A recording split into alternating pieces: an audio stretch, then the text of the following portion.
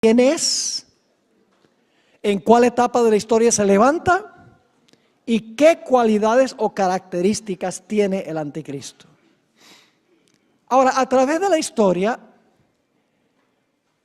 muchas personas han procurado identificar al anticristo, pero al fin resultan chasqueados. Parece que cada vez que se levanta un personaje malévolo, hay cristianos que dicen, ese es el anticristo. Déjenme darles una lista de las personas que hasta ahora los cristianos han dicho que eran el anticristo, pero el tiempo pasó y no fueron. Algunos pensaban que el anticristo era Benito Mussolini, quien fue el primer ministro de Italia desde 1922 a 1943, pero ese murió colgado. No fue. Otros decían Hitler, seguro, es el anticristo, decían algunos cristianos.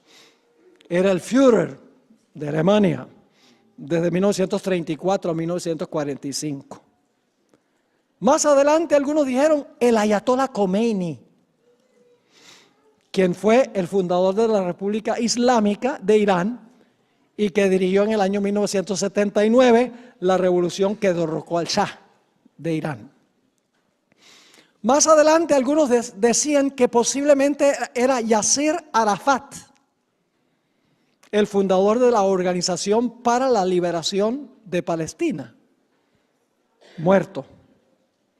Otros pensaban que posiblemente era Henry Kissinger, el secretario de Estado en la época pasada, la época del presidente Bush y del presidente Nixon. Otros identificaron a Saddam Hussein.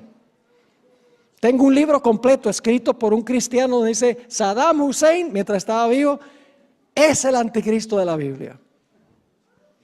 Más recientemente vi un video a donde por 2 horas el que preparó el video dice el anticristo es Barack Obama.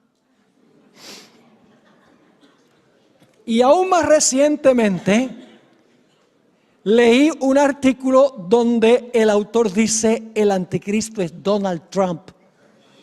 ¿Acaso tenemos que adivinar quién es el anticristo? ¿Acaso que cada vez aparece un personaje malévolo? Ese es el anticristo. Esa no es la forma de estudiar la Biblia. Hay que estudiar la Biblia con disciplina. El concepto que tiene la mayoría de los cristianos conservadores, los evangélicos, los carismáticos hoy, es que el anticristo va a ser un personaje bien malo que se va a levantar después del rapto de la iglesia. Va a reconstruir el templo de Jerusalén. Se va a sentar en el templo, haciéndose parecer Dios. Va a construir una estatua bien grande, una imagen, y va a mandar a todos a adorar a esa imagen. Y le va a poner a la gente un tatuaje en la frente o en la mano. Y todos los cristianos miran allá al Medio Oriente y dicen, hay que estar mirando allá, porque allá va a aparecer el anticristo. Obviamente ninguno de estos personajes fueron el anticristo. La Biblia nos dice cuándo se iba a levantar el anticristo, a dónde se iba a levantar y qué características tendría. En esta presentación, al igual que la siguiente, haremos un estudio disciplinado, sistemático, cuidadoso, contextual. No vamos a adivinar ni a especular en cuanto a quién es el anticristo, que se le llama en la Biblia el cuerno pequeño y la bestia. Sencillamente lo que vamos a hacer es trazar la gran cadena profética. Y viendo la secuencia en la cadena sabremos exactamente cuándo y dónde se levantó el anticristo, porque ya está presente en el mundo. Y cuáles son sus características. Elena White, en el libro La Educación, página 161, escribió lo siguiente: La historia que el gran yo soy ha trazado en su palabra.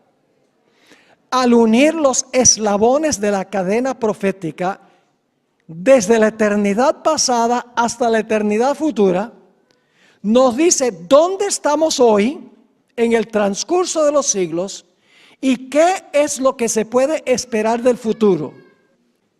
Todo lo que la profecía anunció que sucedería hasta el presente ha sido registrado en las páginas de la historia y podemos estar seguros de que todo lo que falta se cumplirá en su orden. La gran cadena profética comienza en los días cuando escribió el profeta. Y los eventos se cumplen en sucesión continuada, sin interrupción, hasta el establecimiento del reino eterno de Cristo Jesús. Ahora, permítanme decirles algo sobre la interpretación de los símbolos de la Biblia. El libro de Daniel, específicamente el capítulo 7 que vamos a estudiar esta noche, usa muchos símbolos. Los símbolos no se pueden tomar literalmente. El símbolo literal representa una realidad mayor. Es representativo de algo.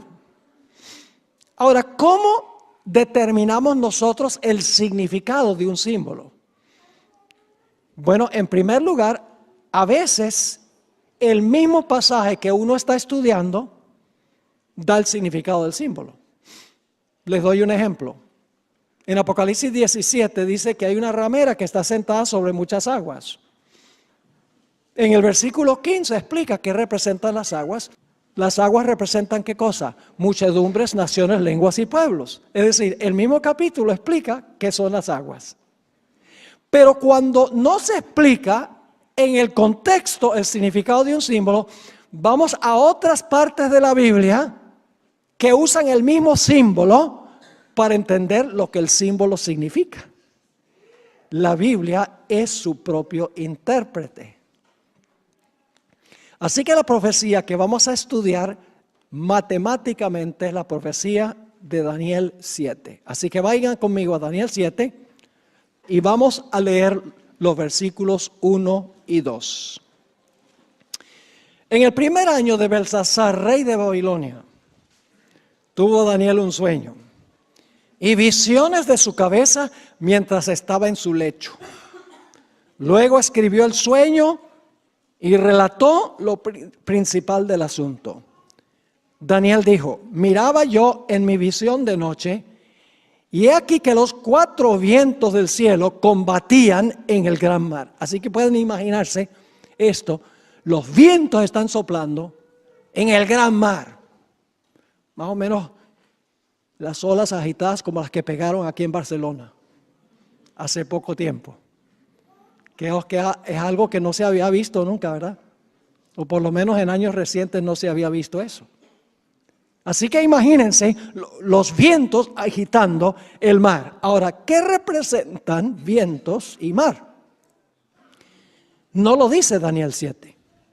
Así que hay que ir a otros versículos de la Biblia que explican lo que representa el mar. Vayan conmigo a Isaías 17 y el versículo 12. Isaías 17, 12. Dice: hay multitud de muchos pueblos que harán ruido como ¿qué? Como estruendo del mar. ¿Qué representa el estruendo del mar? Muchos pueblos. Y luego dice: y murmullo de naciones que harán alboroto como bramido de ¿qué? De muchas aguas.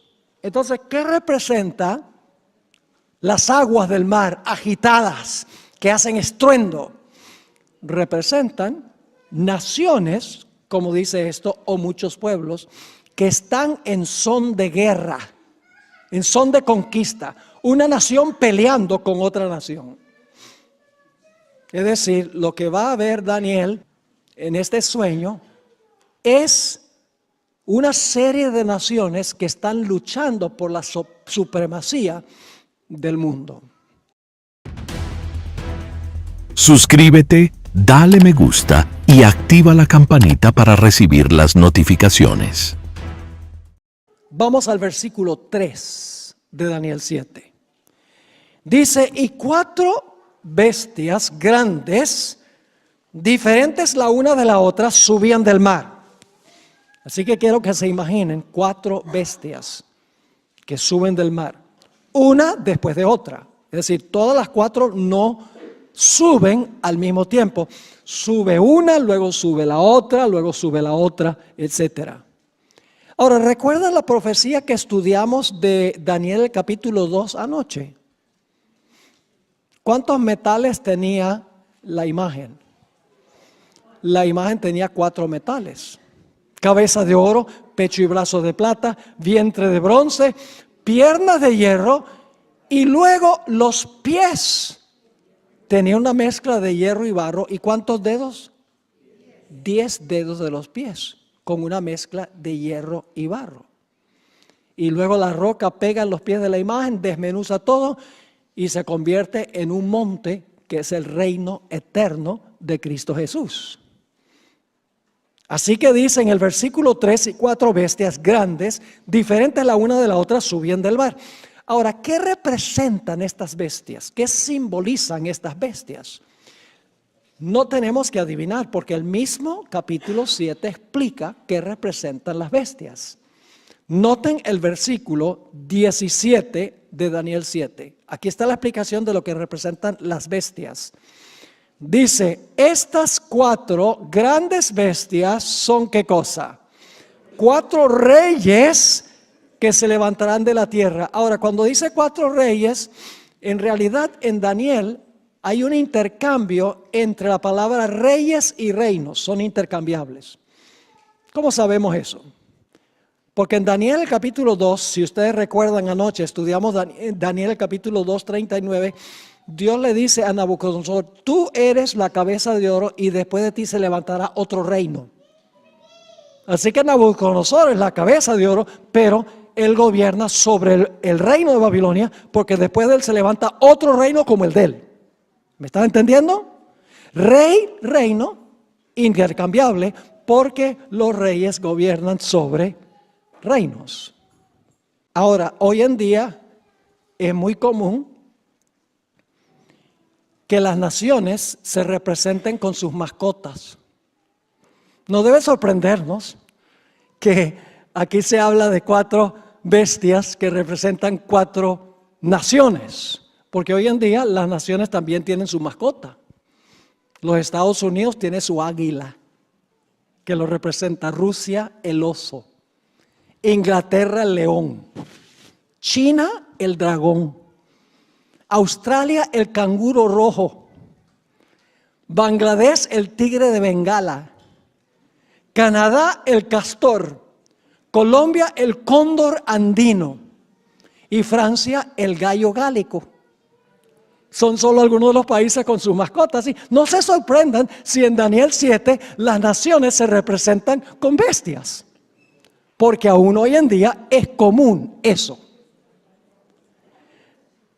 Ahora notemos la primera bestia, que sería equivalente a ¿qué en la imagen de Daniel 2? La cabeza de oro es lo mismo que el león, porque Daniel 7 es una repetición de Daniel 2, pero con más detalle. ¿Recuerdan que anoche dijimos que Daniel 2 es el esqueleto? Ahora en Daniel 7 se le van a agregar carne y se le va a agregar más detalles. Dice en Daniel 7 y el versículo 4 lo siguiente. La primera era como un ¿qué? Como un león. ¿Y tenía qué? Alas de águila. ¿Conocen ustedes un león con alas de águila? Obviamente estamos tratando con ¿qué? Símbolos.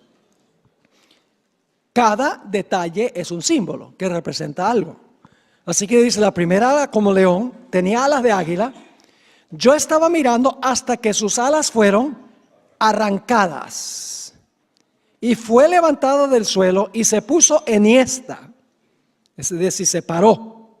sobre los pies a manera de hombre, y le fue dado corazón de hombre. Qué interesante descripción. Imagínense un león con corazón de hombre. Un león con alas, que luego le arranca las alas. ¿Qué podría representar el león? No cabe duda que el león representa el reino de Babilonia en la época del rey Nabucodonosor. Y ustedes dicen, ¿cómo sabemos eso? Lo sabemos por lo que dice la Biblia y por lo que dice la arqueología. Los arqueólogos que excavaron la ciudad de Babilonia, descubrieron en las puertas principales esfinges de leones. Es decir, el león era muy predominante en las entradas a la ciudad de Babilonia.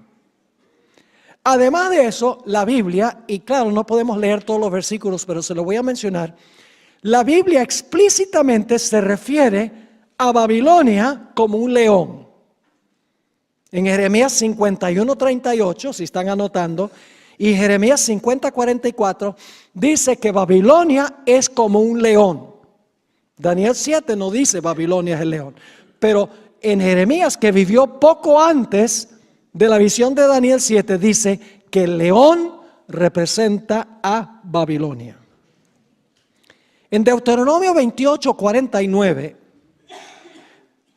se encuentra un versículo muy interesante. Este capítulo presenta las bendiciones y las maldiciones del pacto. Es decir, en este capítulo, Dios le dice a Israel, si ustedes son obedientes, estas son las bendiciones que van a caer sobre ustedes. Pero si son desobedientes, estas van a ser las maldiciones que van a caer sobre ustedes. En el versículo 49, habla de una de esas maldiciones que iba a caer sobre Israel si eran desobedientes a Dios.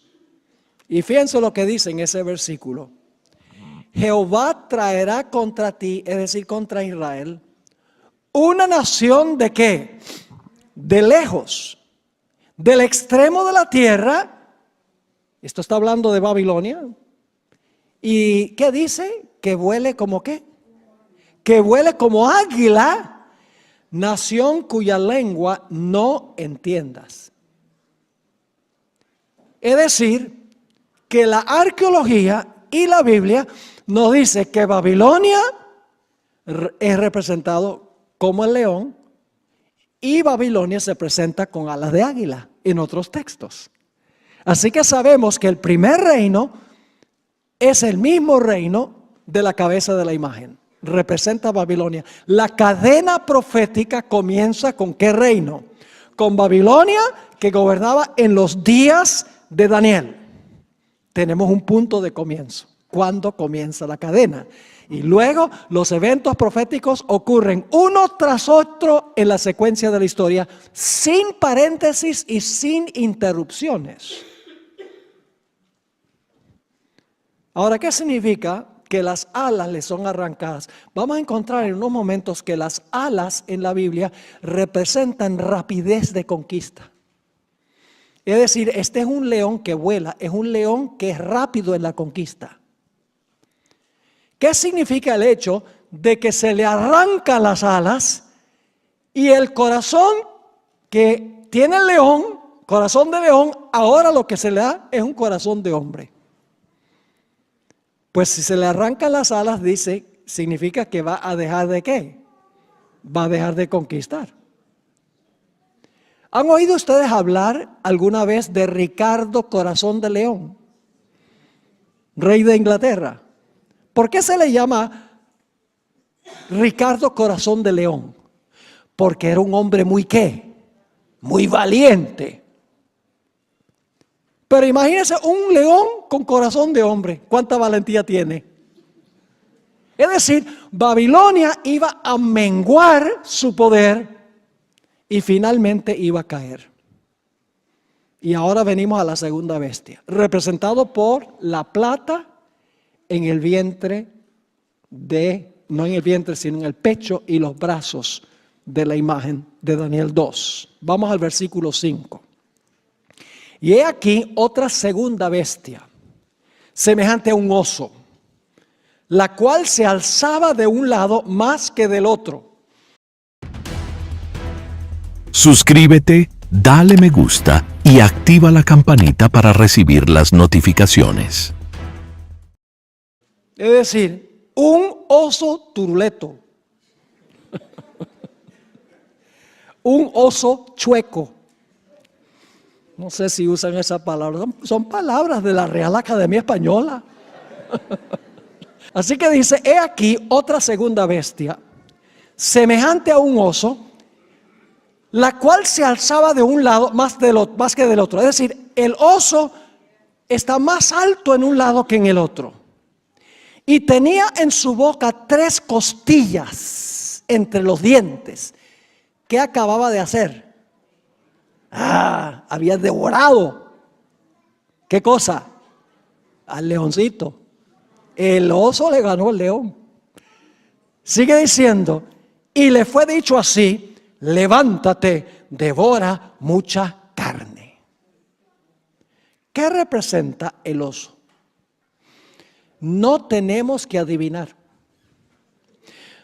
Porque cuando miramos el capítulo 8, que no tenemos tiempo de leer el capítulo 8, solamente le voy a describir. En Daniel capítulo 8 habla de un carnero. El carnero tenía 2 cuernos. Uno de los cuernos era más alto que el otro. Así como el oso era más alto en un lado que el otro, encontramos en Daniel capítulo 8 que el carnero tiene un cuerno más alto que el otro. Y en Daniel 8 se identifica qué representa el carnero. Dice que el carnero son los reyes de Media y de Persia. Eso lo dice Daniel 8 y el versículo 20. Entonces, ¿qué representa el oso más alto en un lado que en el otro? Y el carnero que tiene un cuerno más alto que el otro, representa el siguiente reino Medo-Persia. Y fíjense, no tenemos que adivinar esto. El mismo libro de Daniel identifica el segundo reino como Medo-Persia. ¿Recuerdan la historia de Daniel, el capítulo 5?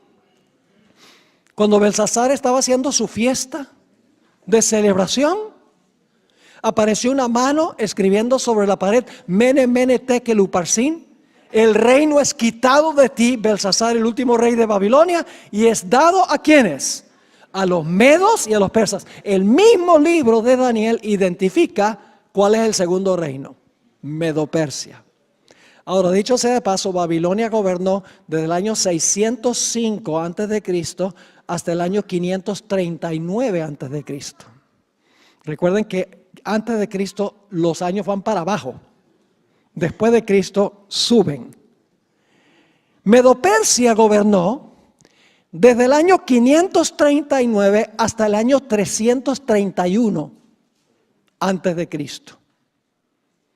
Ahora, ¿qué representan las 3 costillas en la boca del león? Cuando miramos la historia, Babilonia fue derrotada cuando Medo-Persia conquistó a 3 provincias en particular. Esas provincias del reino babilonio eran Lidia, Egipto y la ciudad de Babilonia. Históricamente se demuestra que esas fueron las 3 provincias que los medos y los persas derrotaron para quedarse con el reino de Babilonia.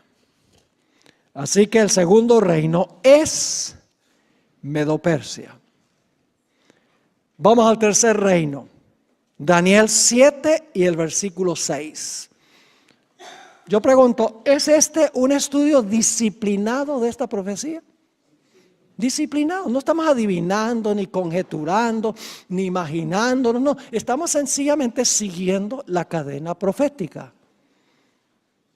El tercer reino se encuentra en Daniel 7:6. ¿A qué parte de la imagen sería paralela esta tercera bestia? Tiene que ser el vientre de bronce. Dice en Daniel 7:6, después de esto miré, y he aquí otra, semejante a un leopardo. Yo pregunto, ¿un leopardo es veloz? ¿Es veloz un leopardo? Pero fíjense, no solo es veloz, sino con 4 alas de ave en sus espaldas. No solo es un leopardo veloz, sino que tiene 4 alas. Una bestia súper veloz para la conquista. En un momento se los voy a comprobar. Ahora, ¿qué representa este leopardo? Dice que el leopardo, la profecía, tiene 4 alas de ave. Tenía también esta bestia, ¿cuántas cabezas? 4 cabezas, y le fue dado dominio. ¿Qué representa esta tercera bestia, el leopardo? No cabe duda que representa a Grecia. No hay que ir a la historia para saber que es Grecia. El mismo libro de Daniel identifica el tercer reino como Grecia.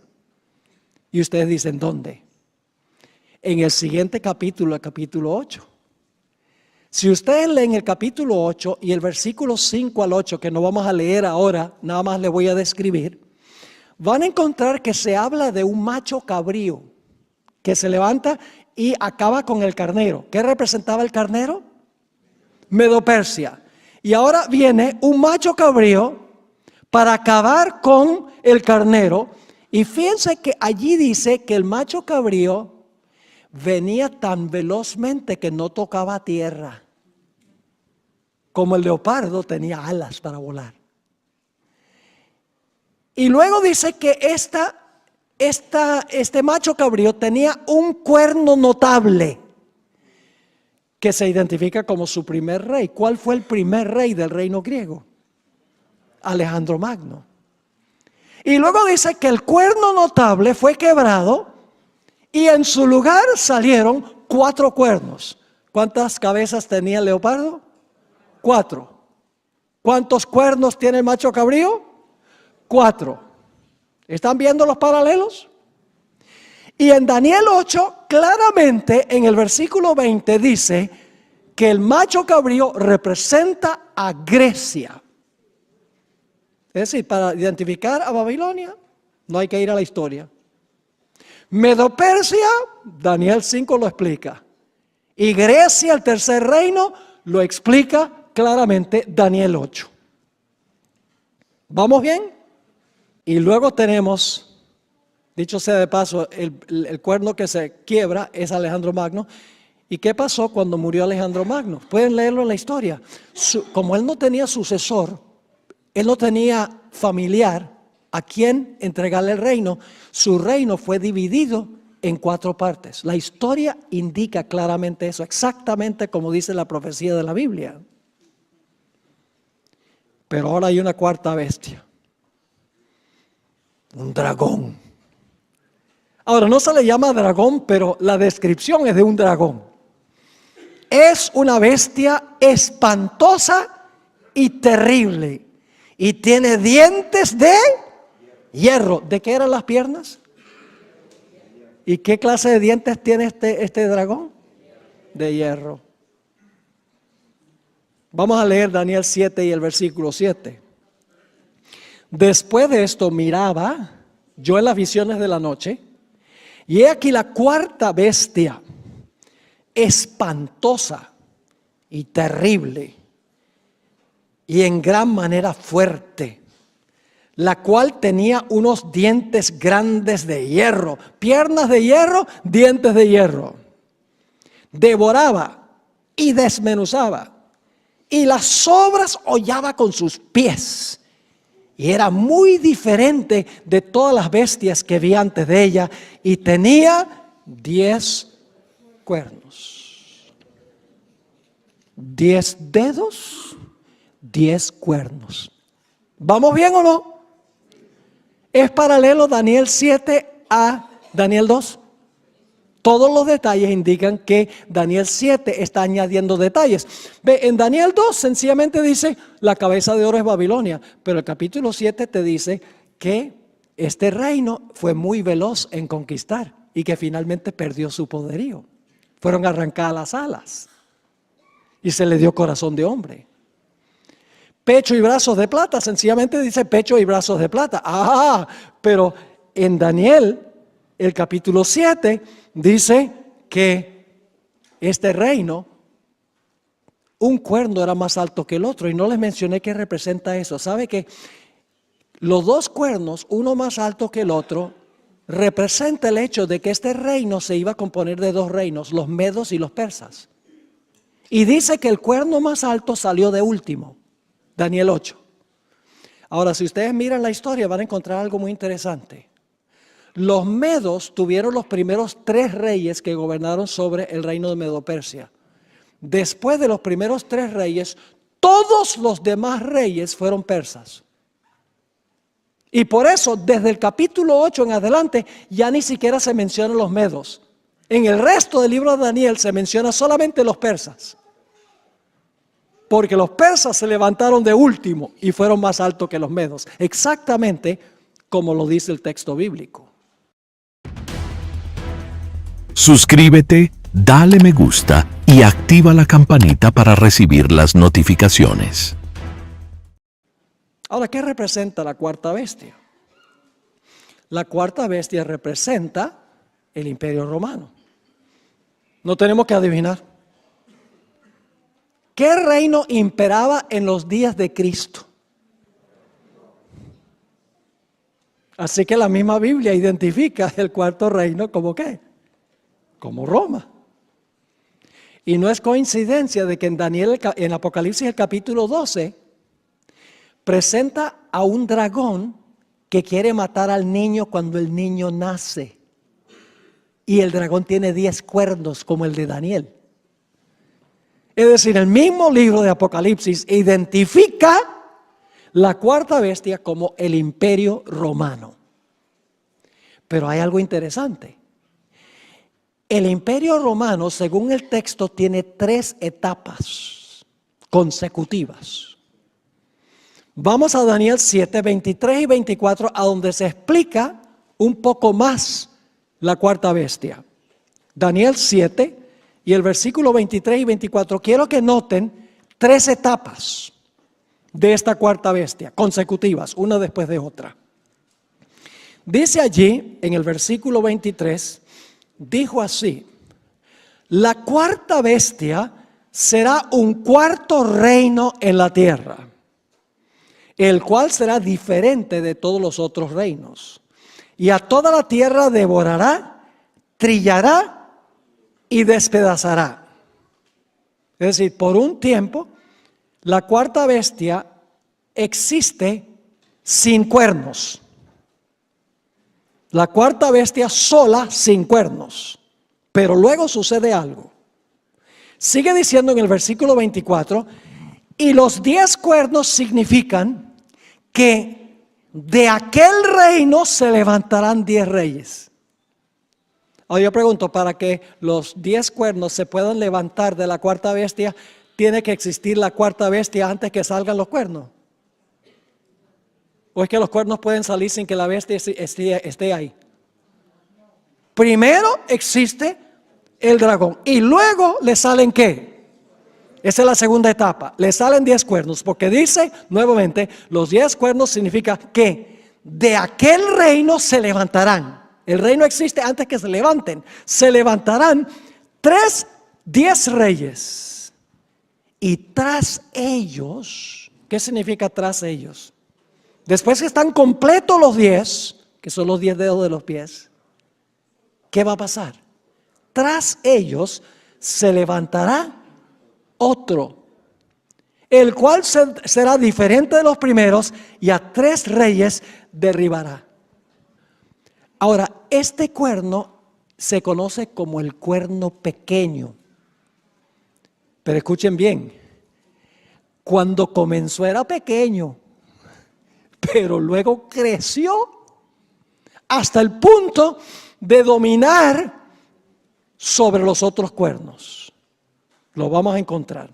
Quiero decirle, todos los eruditos, adventistas y no adventistas, creen que el cuerno pequeño es el anticristo. Ahora, hay diferencias en cuanto a quién es el anticristo, a dónde se va a levantar y cuándo se va a levantar. Pero todos están de acuerdo de que este cuerno pequeño representa el anticristo final. Es decir, el cuerno pequeño representa al anticristo. ¿Qué representa el cuerno pequeño? Les voy a dar 7 características del cuerno pequeño que identifican qué poder representa este cuerno. Número 1. Se levanta después que están completos los 10. ¿De acuerdo? Los 10 están y luego en medio, dice, tras ellos se levanta el pequeño. La primera característica es, se levanta después que están completos los 10 cuernos. Ahora, ¿qué representan los 10 cuernos? Representan las divisiones de lo que hoy es Europa. Cada nación con su cultura, cada nación con su idioma, cada nación con sus costumbres. Europa es el resultado de las invasiones bárbaras. Francia fue establecido por los francos, Inglaterra por los anglosajones, los alemanes por los alemani, los visigodos, ¿dónde? ¿Dónde? ¿Los visigodos? España, muy bien. Se demoraron ustedes en contestar eso. Los visigodos de España. Es decir, las naciones de Europa hoy son el fruto de la división del Imperio Romano, que en esa época se dividió en 10 reinos. Y no voy a mencionarlos ahora, pero ustedes pueden leer en los libros de historia que el Imperio Romano, como resultado de las invasiones de las tribus bárbaras, se dividió en 10 reinos. ¿Y saben cuándo estuvieron completos los 10 reinos? Los 10 reinos estuvieron completos en el año 476 después de Cristo. 476. Todos los 10 cuernos estaban ya completos en esa fecha.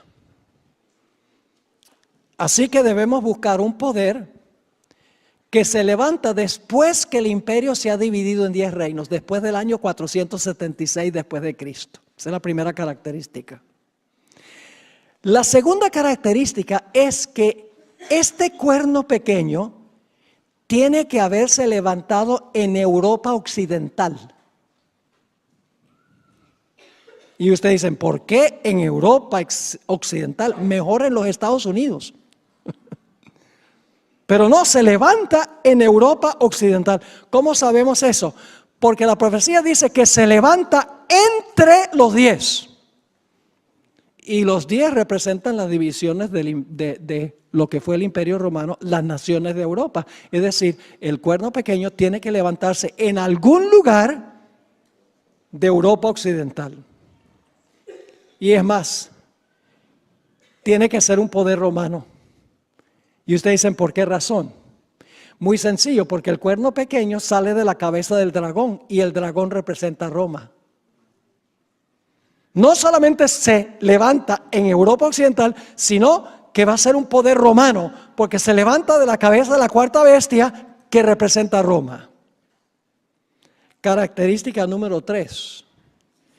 Desarraigó a 3 de los 10. Es decir, había 3 cuernos que obviamente estaban opuestos al cuerno pequeño. Y fue necesario que el cuerno pequeño arrancara a esos 3 para tener dominio total y completo. No podía comenzar a gobernar en forma absoluta sin antes arrancar a 3 de los 10. Así que las primeras 3 características son, en primer lugar, tiene que levantarse después del año 476 después de Cristo, cuando los 10 reinos están completos. Segundo lugar, tiene que levantarse en Europa occidental, más específicamente Roma. En tercer lugar, en la historia tiene que haber arrancado a esos 3 cuernos para subir a la supremacía. No podía gobernar supremo hasta que arrancara a esos 3 reinos. 4 características más. Se encuentran en el versículo 25. 4 características más. Y hablará palabras contra el Altísimo. Suscríbete, dale me gusta y activa la campanita para recibir las notificaciones. Apocalipsis, que vamos a estudiar mañana, Apocalipsis 13, porque es una profecía paralela a Daniel 7. Solo que en Apocalipsis 13 se le llama al cuerno pequeño la bestia, pero es el mismo poder. En realidad encontramos que Apocalipsis 13 dice que las grandes palabras que habla el cuerno pequeño, dice, hablará blasfemias contra el Altísimo. Es decir, las grandes palabras que habla contra el Altísimo, el cuerno pequeño, son blasfemias. Así que tenemos que identificar qué son blasfemias. ¿Cómo define la Biblia blasfemia? La siguiente característica es que iba a ser un poder perseguidor. Iba a perseguir a los fieles de Dios. Porque sigue diciendo en el versículo 25, y a los santos del Altísimo, ¿qué? Quebrantará. Que significa que los iba a perseguir a los que eran fieles a Dios. Pero no es lo más serio. Sigue diciendo, y pensará en cambiar los tiempos y la ley. Inclusive iba a profesar tener el poder para cambiar ¿qué? La ley de Dios, la ley del Altísimo. Y luego dice que iba a gobernar por tiempo, tiempos y la mitad de un tiempo. Así que 7 características. 1, tiene que levantarse después del año 476 después de Cristo. Segundo, tiene que levantarse en Europa Occidental de Roma. En tercer lugar, tiene que arrancar a 3 de los 10 cuernos para ascender a la supremacía. 4, va a hablar blasfemias contra el Altísimo. 5, va a perseguir a los fieles de Dios. 6, iba a pensar que podía cambiar la ley de Dios. Y finalmente iba a gobernar por tiempo, tiempos y la mitad de un tiempo. Para aquellos que no son adventistas, que están aquí en esta tarde, no quiero que se ofendan con lo que voy a decir ahora. No estoy hablando de ustedes como individuos. Aquí estamos hablando es de imperios de naciones. Estamos hablando de sistemas, no de todas las personas que se encuentran dentro de esos sistemas. Vamos a encontrar que este cuerno pequeño representa un sistema que se levantó cuando se fragmentó el Imperio Romano. Este sistema tiene muchas personas que aman a Dios, personas sinceras, personas dedicadas al Señor, pero no conocen toda la luz. Son fieles en lo que conocen, de acuerdo a la habilidad que tienen. No es lo mismo el sistema que los individuos que se encuentran dentro del sistema. Estamos hablando aquí del sistema, la organización, no de los individuos que se encuentran en esa organización. En la Biblia se le da diferentes nombres a este sistema. En Daniel 11 se le llama el rey del norte. Vamos a estudiar la profecía de Daniel 11, especialmente los últimos versículos, en uno de los últimos temas, en 2 partes. Apocalipsis 17 se refiere a este sistema como la ramera. En 2 Tesalonicenses 2 se le llama el hombre de pecado, que es un sistema como Judas, porque se le llama el hijo de perdición. El único en la Biblia que se le llama hijo de perdición fuera de este sistema es Judas Iscariote, quien profesaba ser leal a Cristo, pero lo traicionó. Se le llama en Daniel 7 el cuerno pequeño y también en Daniel 8. En Mateo 24 se le llama la abominación asoladora. En Apocalipsis 13 se le llama la bestia. En 1 de Juan, el anticristo. Todos estos nombres denotan el mismo sistema. Ahora alguien podrá decir, pero pastor, ¿cómo puede usted distinguir entre un sistema y la gente que está dentro de ese sistema? Si los individuos están dentro del sistema, entonces son parte del sistema, ¿verdad? No necesariamente. Les voy a dar ahora una ilustración para que se den cuenta que un sistema puede ser apóstata sin que todos los que están en el sistema sean apóstatas. Voy a hablarles por unos momentos de la iglesia judía de la época de Cristo. Yo pregunto, ¿el pueblo judío era apóstata en los días de Cristo? Sí, Señor. ¿Qué hicieron? El Sanedrín. El Sanedrín condenó a Jesús a muerte. Los líderes espirituales tenían al pueblo engañado. Es decir, como entidad, como organización, como iglesia, era apóstata. Pero no todo el que estaba dentro del sistema era apóstata. Jesús denunció a este sistema, mucho más fuerte que lo que yo voy a denunciar, el sistema del anticristo. Jesús se refirió a ellos como hipócritas, asesinos, guías ciegos, sepulcros blanqueados, generación de víboras y serpientes. ¡Wow! No muy políticamente correcto. Y luego Jesús dijo, ¿cómo escaparéis al castigo del infierno? Y les dijo, el reino será quitado de vosotros y dado a gente que produzca los frutos. Jesús condenó el sistema apóstata, pero no todo el que estaba en el sistema era apóstata. En ese sistema estaban los 12 apóstoles, un remanente fiel. En ese sistema estaba Nicodemo, que se convirtió a Jesús. En ese sistema estaba José de Arimatea, el que le dio el sepulcro para sepultar a Jesús. En ese sistema estaba el sabio Gamaliel, profesor del apóstol San Pablo. Y en ese sistema estaba inclusive Saulo de Tarso. Y en el día del Pentecostés, 3,000 laicos salieron del sistema y se unieron a la iglesia cristiana. Yo pregunto, ¿es posible que un sistema sea apóstata sin que todos los individuos en el sistema sean apóstatas? Sí. Así que aquí nosotros vamos a hablar de sistemas, de una organización apóstata, no de los individuos en ese sistema. Así que no se sientan aludidos si no son adventistas del séptimo día. Los amamos y los queremos.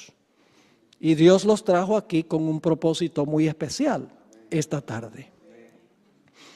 Ahora surge la pregunta, ¿qué representa, qué sistema representa este cuerno pequeño? Vamos a mirar las características, vamos a mirarlas más detenidamente ahora. En primer lugar dijimos que el cuerno pequeño se levanta después de ¿qué fecha?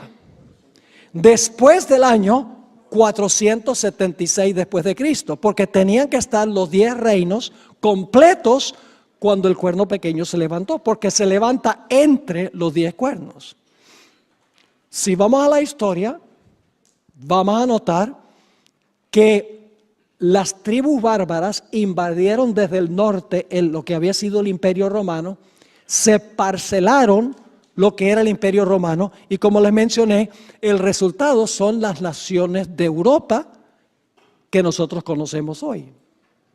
Ahora hay diferentes números ahora, pero estamos hablando del momento cuando el imperio se dividió en aquella época. No estamos hablando de Europa en este tiempo, pero los diferentes idiomas de Europa, las diferentes culturas de Europa indican de que estas naciones fueron establecidas por diferentes tribus bárbaras. Suscríbete, dale me gusta y activa la campanita para recibir las notificaciones. Ahora, el último emperador del Imperio Romano Occidental fue un individuo con el nombre de Rómulo Augustelo. Fue depuesto en el año 476 y después de eso no hubo emperador en el Imperio Occidental. Los historiadores nos dicen que lo que fue el Imperio Romano estaba en una situación desastrosa en el año 476. Todo desmoronado, violencia, guerras. Y las naciones bárbaras buscaron a alguien que pudiera poner ley y orden. Y yo puedo leerles citas de autores católicos donde ellos dicen esto. Como todo estaba en desorden, ellos apelaron al Papa, que en ese tiempo se conocía como el obispo de Roma, y les dijo, no solamente debes gobernar sobre la iglesia, sino que también debes poner orden en la esfera civil. Y ahí comenzó el gobierno de iglesia y Estado del papado. ¿Recuerdan los pies de la imagen? ¿Cuántos dedos? 10. Después están completos los pies con 10 dedos y el hierro está ahí porque es una continuación del hierro en las piernas. Se le añade, ¿qué cosa? Se le añade barro. ¿Y qué representa el barro según estudiamos? Representa la iglesia. ¿Y qué representa el hierro? El poder civil. Iba a unirse la iglesia con el Estado. Y en Daniel 7, entre los 10 cuernos, se levanta un cuerno pequeño que claramente es religioso, pero gobierna sobre los cuernos que son reinos civiles. Así que el papado sí se levantó. Ese es el sistema que profetiza esta profecía de Daniel 7. El papado se levantó después del año 476. Característica número 2. ¿Está Roma en el Imperio Occidental? ¿Está Roma en Europa Occidental? Sí. ¿Específicamente Roma? Yo pregunto, ¿el cuerno pequeño tiene que ser romano? ¿Por qué? Porque el cuerno pequeño sale de la cabeza del dragón y el dragón es Roma. Ahora, hablemos sobre el papado un momento. ¿Cuál es el nombre del papado? Iglesia Católica Apostólica Romana. ¿Cuál es su localidad geográfica? Roma. ¿Cuál es su idioma? Latín, el idioma del Imperio Romano. ¿Qué números usa? Pueden ver los monumentos en el Vaticano, números romanos. ¿Cómo es la arquitectura? Romana. ¿De dónde adquirió su religión? Ojalá tuviera tiempo de hablar de eso. Su religión la obtuvo de los paganos. Específicamente el día del sol. Constantino era un pagano que adoraba el invencible sol. Y así penetró la observancia del día del sol a la iglesia cristiana, a través del papado. Y alguno podrá decir, porque la Biblia enseña que al final de la historia va a haber una ley dominical de que todos tienen que guardar el domingo como día de reposo. El día que el papado estableció y que los protestantes han adoptado también de su madre, de la madre que estableció el domingo como día de reposo. Y algunos dicen, pero pastor, no es lo mismo adorar al sol, como hacía Constantino, que adorar en el día del sol. Y mi respuesta es que en principio son lo mismo. Y le voy a explicar por qué. ¿Quién creó el sol? Dios. ¿Lo creó para la adoración? ¿Qué sucede si usted lo convierte en un objeto de adoración? ¿Cómo se llama eso? Idolatría. ¿Quién creó el primer día de la semana? Dios. ¿Lo creó como día de adoración? No. ¿Qué sucede si usted lo hace un día de adoración? Idolatría. No importa que sea un objeto o un día que el hombre establece para la adoración. El principio es el mismo. El domingo entró del paganismo al papado y a través del papado al protestantismo. ¿Saben ustedes que la organización de la Iglesia Católica es la organización del Imperio Romano, pero con diferente nomenclatura? Quiero leerles una cita que viene de un jesuita, Malachi Martin, en su libro El declive y la caída de la Iglesia Romana, página 105. Escuchen lo que él dice sobre lo que pasó cuando cayó el imperio y surgió la Iglesia Romana. Y él es católico. Dice, en 3 siglos, la Iglesia Romana había transformado la organización administrativa del Imperio Romano, convirtiéndolo en un sistema eclesiástico. ¿Qué sucedió en 300 años? 3 siglos. La Iglesia Romana había transformado la organización administrativa del Imperio Romano, convirtiéndolo en un sistema eclesiástico de obispados, diócesis, monasterios, colonias, guarniciones, escuelas, bibliotecas, centros administrativos, embajadores, representantes, tribunales de justicia y un sistema de leyes detallado.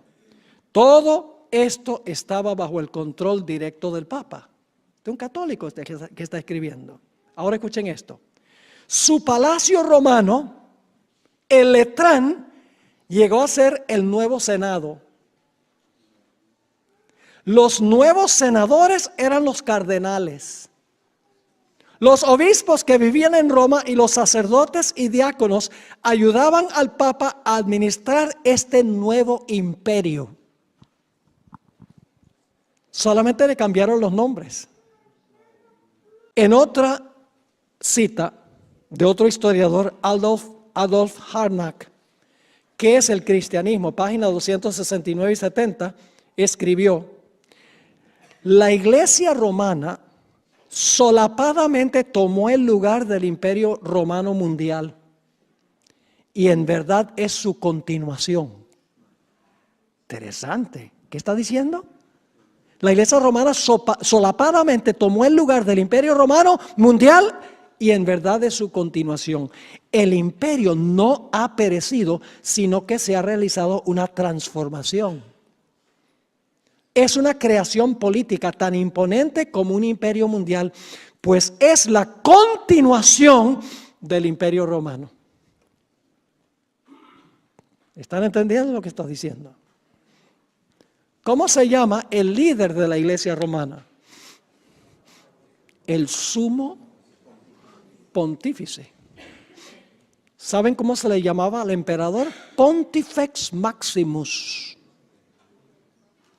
El Papa adoptó el nombre directamente que se le atribuía al emperador romano, Pontifex Maximus. Permítame leerles esta cita, escrita por James Conroy. Es una cita escrita por un autor católico. Los católicos admiten esto. Dicen, la Iglesia Romana es una continuación del Imperio Romano, solo que ahora es una iglesia unida con el poder civil. Y no tratan de esconderlo. Pero al decir estas cosas, están incriminando a la iglesia, de acuerdo a lo que dice la profecía. Dice lo siguiente: ahora que el poder temporal de los pontífices romanos es asunto del pasado, y el líder de la iglesia bajo el alto cielo se ve obligado a depender por su mantenimiento de la generosidad de sus hijos espirituales en todo el mundo, y ahora que un usurpador ocupa el trono sobre el cual gobernó el Papa por 1000 años, mientras que su legítimo dueño se halla prisionero en su propia ciudad, sería de interés desde muchos puntos de vista que comparemos cómo eran la gente y la ciudad de Roma antes de 1870 y lo que son hoy. Ahora, necesito explicarles algo sobre el año 1870. En 1870, ¿hay alguien aquí que es italiano? No tenemos ningún italiano ni italiana. Hasta el año 1870, Italia se componía de un montón de pequeños países. No era una nación unida. Pero el emperador Víctor Emanuel unificó a Italia en la nación que existe hoy. Es decir, le confiscó, es como una segunda herida mortal que recibió el poder papal después de la Revolución Francesa, se le confiscaron todos sus estados papales en Italia. Suscríbete, dale me gusta y activa la campanita para recibir las notificaciones.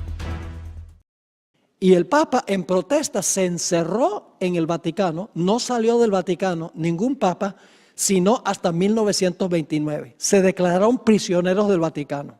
A eso se está refiriendo esto. Sigue diciendo, hace mucho tiempo, cuando por causa de la negligencia de los emperadores romanos, el imperio occidental quedó a la misericordia de las multitudes bárbaras, los romanos buscaron a un individuo que los ayudara y protegiera y le pidieron que gobernara sobre ellos. De este modo sencillo comenzó la soberanía temporal de los papas. Y humildemente ascendiendo, escuchen esto, esto es un católico escribiendo, y humildemente ascendiendo al trono de César, el vicario de Cristo se apropió del cetro ante el cual los emperadores y reyes de Europa se inclinaron reverentemente por muchos siglos.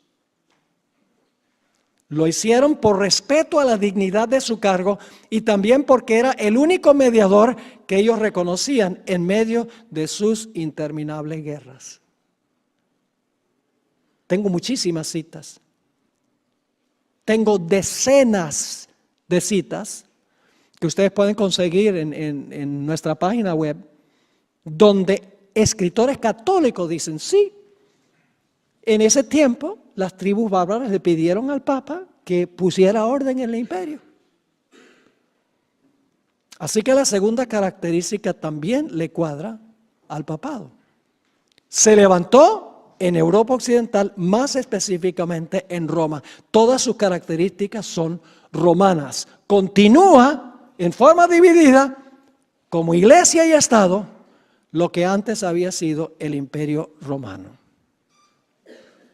La tercera característica es que el cuerno pequeño iba a arrancar a 3 de los cuernos. La historia es muy interesante. Resulta que de los 10 reinos que existían en Europa, había 3 que eran rebeldes a la autoridad del obispo de Roma.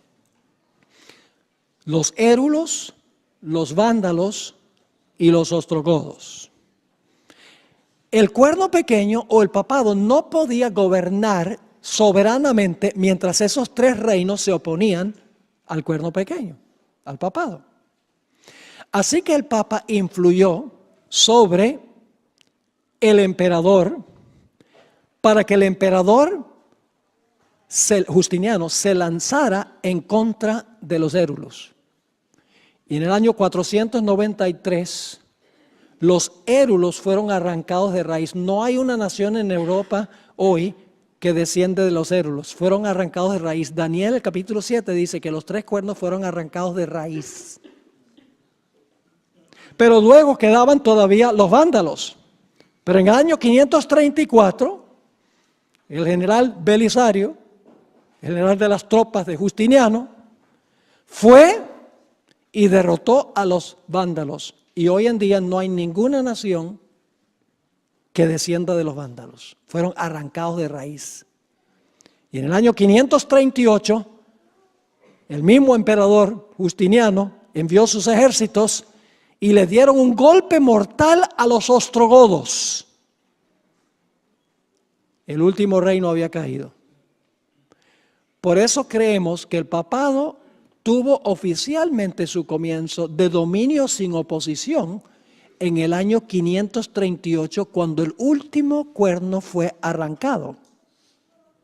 Porque antes de eso no podía, ¿qué? No podía gobernar absolutamente. Hay una cita de un escritor secular que cita el decreto que dio Justiniano. Justiniano, esto está en el Código de Justiniano, que fue la ley oficial del Imperio Romano hasta el Código Napoleónico en el tiempo de Napoleón Bonaparte. Dice, por eso el emperador, por eso nos hemos esforzado por unir a todos los sacerdotes de Oriente y sujetarlos a la sede de su santidad. Es decir, el emperador está diciendo, estamos influyendo sobre los obispos para que obedezcan la autoridad del Papa. ¿Y por qué el poder civil tiene que hacer eso? Sigue, porque usted, dice el emperador del Papa, usted es la cabeza de todas las santas iglesias y haremos todo lo que esté a nuestro alcance para aumentar el honor y la autoridad de vuestra sede. Así que el papado cumple la tercera característica. ¿Qué de blasfemia? Dice que el cuerno pequeño iba a hablar blasfemias contra el Altísimo. Tenemos que buscar en la Biblia la definición de blasfemia. ¿Qué es blasfemia? Hay dos textos que nos ayudan a entender qué es blasfemia. Marcos 2:7. El Señor Jesucristo le dijo a un paralítico, tus pecados te son ¿qué? Tus pecados te son perdonados. ¿Tenía Jesús derecho de perdonar pecados? Sí, él sí. Pero los fariseos pensaban que él tenía derecho de perdonar pecados. No. Cuando Jesús dice, tus pecados son perdonados, ¿qué dijeron los líderes judíos? Este habla blasfemia. ¿Quién puede perdonar pecados sino Dios? El papado profesa tener autoridad para perdonar pecados. Lo único que tienen que hacer es ir a cualquier catedral y van a encontrar el confesionario, donde la gente va a confesar sus pecados, al sacerdote, a un sacerdote humano. ¿A quién debemos confesarle nuestros pecados? Solamente a Jesús. Y Jesús nos representa ante Dios. Pero el cuerno pequeño dice que iba a hablar blasfemias. Una definición de blasfemia es decir que un mero hombre tiene el poder de perdonar pecados. Hay otra cita, Juan 10 y el versículo 33. Juan 10 y el versículo 30 al 33, donde nos dice algo más en cuanto a lo que significa blasfemia. Dice allí, Jesús declara unas palabras revolucionarias. Dice, yo y el Padre uno somos. Los judíos no les gustó eso. Entonces los judíos volvieron a tomar piedras para apedrearle. Jesús les respondió, muchas buenas obras os he mostrado de mi Padre, ¿por cuál de ellas me apedreáis? Le respondieron los judíos diciendo, por buena obra no te apedreamos, sino por la blasfemia, porque tú siendo hombre te haces Dios. Jesús profesaba ser representante de Dios en la tierra y lo era. Pero los judíos no pensaban que era. Es decir, profesar ser Dios en la tierra sin serlo en verdad es ¿qué? Blasfemia. Yo pregunto, a través de la historia, tal vez no tanto con Francisco ahora, ojalá yo tuviera tiempo de hablarles de Francisco, pero déjenme decirles, nosotros tenemos a 4 personas que van a venir de nuestro ministerio acá el lunes. Hemos traído algunos materiales. Uno de esos materiales es un dispositivo que tiene 8 temas que prediqué en diciembre sobre la estrategia de los jesuitas para tomar dominio del papado y los reyes de la tierra. Es una serie muy interesante que vamos a tener disponible. Hoy en día el Papa Francisco no dice yo soy Dios en la tierra porque vivimos en una sociedad sofisticada. Pero nosotros no tenemos que comprobar que hoy en día el papado profesa que el Papa es Dios en la tierra. Solamente tenemos que hacerlo durante el periodo en que el papado gobernó. Porque esta profecía está hablando del periodo pasado que gobernó el papado. Y ustedes saben que a través de la historia pasada, los papas profesaban ser el vicario de Dios en la tierra. Que significa el que ocupa el lugar de Dios en la tierra. Es interesante que el Papa Francisco, tal vez algunos de ustedes recuerdan esto, el Papa Francisco, desde diciembre 8 del 2015 a noviembre 20 del 2016, lo proclamó el año de la misericordia. Y dijo que los que pagaran cierta penitencia, se les iban a perdonar sus pecados, inclusive a las mujeres que han abortado bebés.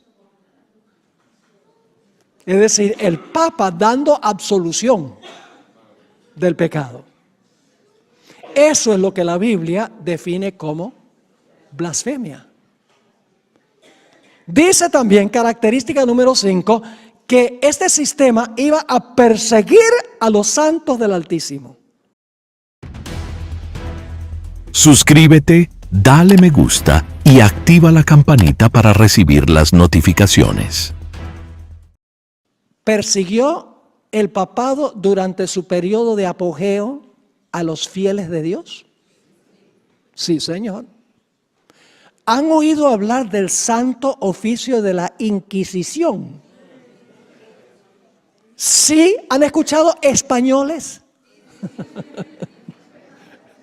Aquí donde tuvo el origen. ¿A quiénes perseguían? A judíos, musulmanes y herejes. Los quemaban en la hoguera. Los torturaban. En un momento les voy a mencionar algo más sobre eso. Juan Pablo II escribió un documento donde pedía perdón por todas las persecuciones que el papado ha lanzado en contra de la gente.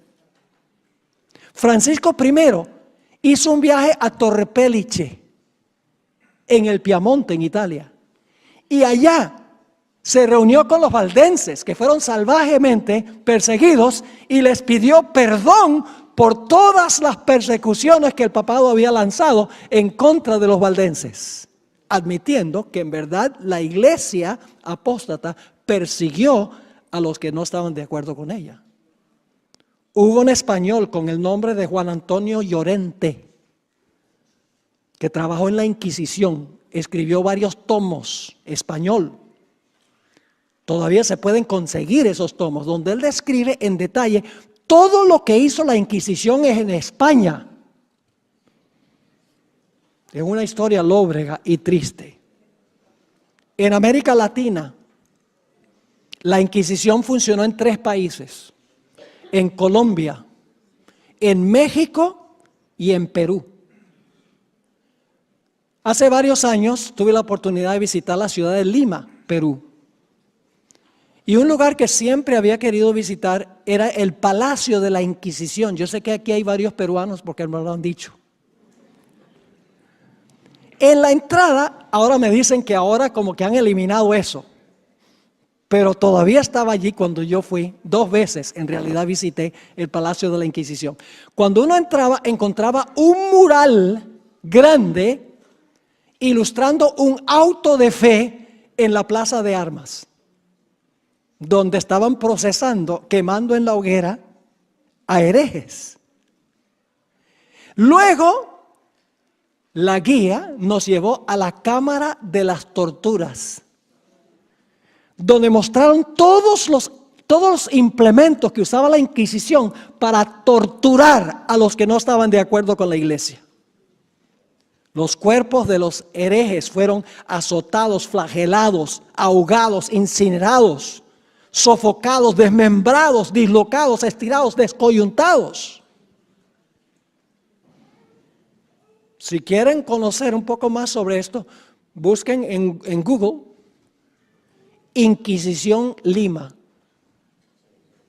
Yo pregunto, ¿esta característica le cuadra al poder papal? ¿Persiguió a los fieles de Dios? Sí, Señor. ¿El papado profesa haber cambiado la ley de Dios? Sí, Señor. Permítame leerles una cita de una enciclopedia católica que se llama Prompta Biblioteca. Yo tengo, esta es un comentario de la Iglesia Católica de mucha reputación, tiene 10 volúmenes. Yo tengo los 10 volúmenes, alguien me los regaló, aunque es bastante antiguo. En el artículo papa dice lo siguiente en cuanto al significado de la palabra papa. El papa puede modificar la ley divina porque su poder no es de los hombres, sino de Dios, y actúa en lugar de Dios sobre la tierra con pleno poder de atar y desatar a sus ovejas. El Papa dice, tiene el poder de modificar la ley divina. Ahora, aquí está lo interesante. Aquellos que han sido católicos, que fueron catequizados, no sé si se dice así, pero los que pasaron por el catecismo, cuando ustedes miran el catecismo, hay algo muy raro en cuanto a los 10 mandamientos. Desaparece el mandamiento, no te harás imagen. No está. El problema es que cuando se elimina el mandamiento, no te harás imagen, ni ninguna semejanza, no te inclinarás a ellas, ni las honrarás. Cuando se saca ese, hay solo 9 mandamientos. Y todo el mundo sabe que hay 10. Así que lo que la Iglesia Romana hace es dividir el 10º mandamiento en 2. No codiciarás la mujer de tu prójimo y luego no codiciarás la mujer de tu prójimo. Mis hermanos y hermanas, codiciar es un mandamiento. No son 2. Pero como eliminan el segundo en los catecismos, aunque el segundo está en las Biblias católicas, está en las Biblias católicas, pero en el catecismo desaparece. Porque imagínense, le están enseñando a los niños, si tuviera catecismo, ese mandamiento, los niños dicen, ¿y por qué entonces nos inclinamos ante la imagen de la Virgen María? ¿Y por qué tenemos esta imagen del Cristo crucificado y nos inclinamos? Entonces, más conveniente sacar el segundo mandamiento. Pero la Iglesia Romana hizo algo más. No solamente eliminó el segundo mandamiento, sino que cambió el 4º mandamiento. ¿Qué dice el 4º mandamiento? 6 días trabajarás y harás toda tu obra, mas el primero es de Jehová tu Dios. ¿Ve que están despiertos todavía? ¿Qué dice? 6 días trabajarás y harás toda tu obra, mas el 7º es sábado de Jehová tu Dios. ¿Saben lo que dice Francisco I? Él se refiere al sábado como el sábado de los judíos. Y él dice, el sábado de los cristianos es el domingo. Eso no lo dice la Biblia. La Biblia dice que el 7º día es el sábado. Y saben ustedes que algunos calendarios aquí en Europa comienzan la semana del calendario un lunes. Ese es el primer día. Si empiezan un lunes con el primer día, ¿cuál es el 7º? El domingo. Pero no es posible, porque la Biblia dice que Cristo resucitó el primero, no el 7º. Es una trampa. Y es interesante, por ejemplo en Colombia hay un programa que se llama Séptimo Día y lo transmiten el domingo. Muy capcioso el diablo en quitar la señal que identifica al verdadero creador y colocar un mandamiento creado por los hombres. La última característica que vamos a notar es el tiempo que iba a gobernar el cuerno pequeño, desde su ascenso a poder absoluto, al arrancar el tercer reino en el año 538, iba a gobernar por tiempos y la mitad de un tiempo. Ahora, en Daniel 7 estamos tratando con símbolos, ¿sí o no? ¿El león es un símbolo? ¿El oso es un símbolo? ¿Las alas son simbólicas? ¿El mar es simbólico? ¿Las costillas son simbólicas? ¿Los 10 cuernos son simbólicos? Todo en Daniel 7 es simbólico. Así que el tiempo también debe ser simbólico. Hay tiempo literal y tiempo profético, que es simbólico. Ahora, ¿qué significa tiempo, tiempos y la mitad de un tiempo? Bueno, la palabra tiempo significa un año. ¿Recuerdan que Dios le dijo a Nabucodonosor, 7 tiempos pasarán sobre ti? Significa 7 años. Así que tiempo es un año. Tiempos en plural sin calificativo es el dual, que significa 2. Y medio tiempo, medio año. Ahora, el año bíblico tiene 360 días. No tengo tiempo de comprobarles eso, lo puedo comprobar de Génesis el capítulo 8. Que el año tiene 360 días y el mes tiene 30 días. Así que hagamos la multiplicación. 3 años y medio, 3,5, por 360, ¿cuánto da? 1260 días. Ahora, por si acaso no se convencen con eso, en Apocalipsis 13, que será nuestro estudio mañana en la noche, paralelo a esta profecía. Suscríbete, dale me gusta y activa la campanita para recibir las notificaciones. Dice que la bestia iba a gobernar 42 meses. ¿Cuántos son 42 meses? ¿Cuántos días? Si cada mes tiene 30 días, multiplican ¿qué cosa? 42 por 30, ¿cuánto les da? 1260. Y por si acaso todavía tienen problemas con eso, en Apocalipsis 12 dice que los fieles de Dios iban a ser perseguidos por 1260 días. 3 formas que la Biblia lo presenta. Tiempo, la mitad de un tiempo, 42 meses y 1260 días. Claramente, este periodo de tiempo es simbólico. En la Biblia, un día literal equivale a un año. Tomemos, por ejemplo, las 70 semanas. ¿Las 70 semanas son semanas de días o son semanas de años? Semanas de años. 70 semanas por 7 días cada semana, ¿cuánto da? 490 años. Que nos llevan hasta el tiempo del Mesías. No pueden ser literales. 490 días literales, todavía estamos en el reino de Medo-Persia. Obviamente, en la Biblia un día equivale a un año. El sabor es simbólico. No solo todo lo que está en este capítulo es simbólico, sino tiene un sabor simbólico. Es decir, el papado iba a gobernar durante su periodo de dominio por 1260 años. ¿Que comienzan en qué fecha? En el año 538, cuando fue arrancado el último cuerno. Y el papado ahora podía gobernar soberano. No podía gobernar soberano mientras hubiese oposición. Así que tenemos que ir desde el año 538 hacia adelante. ¿Cuánto tiempo? 1260 años. ¿Y a qué fecha nos lleva el final de 1260 años? 1798. Tiene que haber ocurrido algo monumental en el año 1798. ¿Qué sucedió?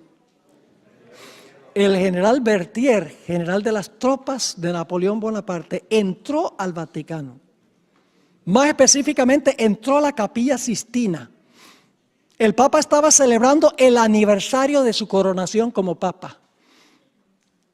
Fue bajado de su trono, le quitaron el cetro, le quitaron la tiara, la triple corona de la cabeza y le dijeron, tu dominio ha terminado. Y el Papa fue llevado cautivo, fue a varias ciudades y finalmente murió en la ciudad de Valence, en Francia, en 1799. Francia le retiró el poder civil al poder romano. Y después de esto, nación tras nación en Europa hizo lo mismo. Y se formaron los gobiernos democráticos del mundo occidental. Ahora termino con esto. Hay una cuarta etapa de este poder. No se menciona en Daniel 7. Daniel 7 nos lleva nada más hasta el año 1798, el fin de los 1260 años. Pero en Apocalipsis 13:3 dice que la bestia, que es lo mismo que el cuerno pequeño, esto lo estudiamos mañana en la noche, la bestia, dice, recibió una herida mortal. ¿En qué fecha? 1798, pero su herida mortal fue. Hoy estamos viendo el sanamiento de la herida del poder papal, inmiscuyéndose con los gobiernos civiles del mundo, este papa ecuménico, especialmente tratando el tema del cambio climático, que es una pasión de los gobernantes del mundo, al igual que de Francisco I. La pobreza, la inmigración, todos estos asuntos son los tópicos de conversación del Papa y de los gobernantes del mundo. El Papa quiere echarse al bolsillo los gobernantes para usar el poder civil para hacer lo que el papado hizo con el poder civil durante el periodo de su dominio. ¿Les quedó claro lo que estudiamos esta noche? Matemático, nada de especulación. La cadena profética, vamos a repasarla. Babilonia, Medo-Persia, Grecia, el Imperio Romano. Se divide el Imperio Romano en 10 reinos. Sale un cuerno pequeño, arranca 3 y llega a gobernar sobre todos 1260 años. Dice que tiene poder para perdonar pecados. Dice que tiene el representante de Dios en la tierra. Persigue a los que no están de acuerdo con ella. Se levanta en Roma, es un poder romano. Gobierna por 1260 años. Todas las características caben con un solo poder. Y es el papado romano. Ahora, si no regresa mañana, solamente van a tener la mitad de la historia. Porque mañana vamos a hablar de qué fue lo que le dio la herida mortal al papado. El papado fue herido con la espada. Tenemos que entender qué significa la espada. Así que no se pierdan el próximo emocionante episodio. Mañana en la noche. Oremos. Padre Celestial, gracias te damos por la palabra profética más segura. Gracias porque no tenemos que especular ni adivinar. Gracias porque has establecido este método histórico donde podemos seguir la secuencia de los reinos y saber exactamente qué representa cada uno de estos símbolos. Señor, posiblemente hay personas aquí esta noche que para ellos esto es una sorpresa. Te ruego, Señor, que tú impresiones su corazón para que sepan que no estamos criticándolos a ellos como individuos, sino que estamos hablando de un sistema.